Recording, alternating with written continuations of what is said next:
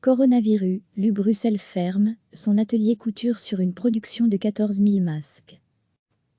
L'U Bruxelles a annoncé mercredi arrêter son atelier de couture, fort d'un bilan de 14 000 masques buccaux, 3 650 blouses de protection et 400 bonnets produits en un peu plus de 2 mois.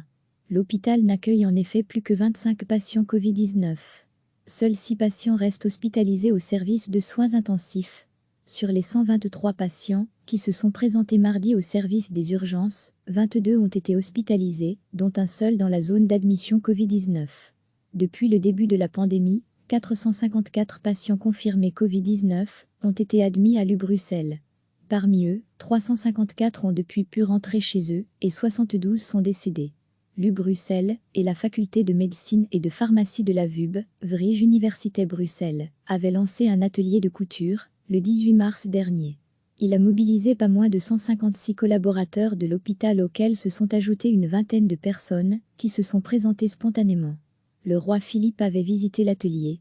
Le lieu va retrouver sa fonction de laboratoire.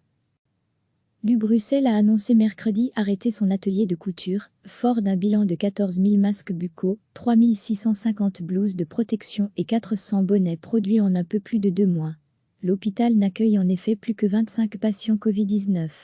Seuls 6 patients restent hospitalisés au service de soins intensifs.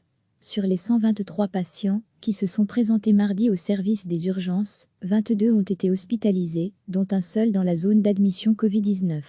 Depuis le début de la pandémie, 454 patients confirmés Covid-19 ont été admis à l'U Bruxelles.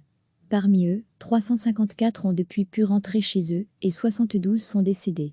L'U Bruxelles et la faculté de médecine et de pharmacie de la VUB, Vrije Université Bruxelles, avaient lancé un atelier de couture le 18 mars dernier. Il a mobilisé pas moins de 156 collaborateurs de l'hôpital auxquels se sont ajoutées une vingtaine de personnes qui se sont présentées spontanément. Le roi Philippe avait visité l'atelier. Le lieu va retrouver sa fonction de laboratoire. Cliquez sur s'abonner pour recevoir les dernières nouvelles.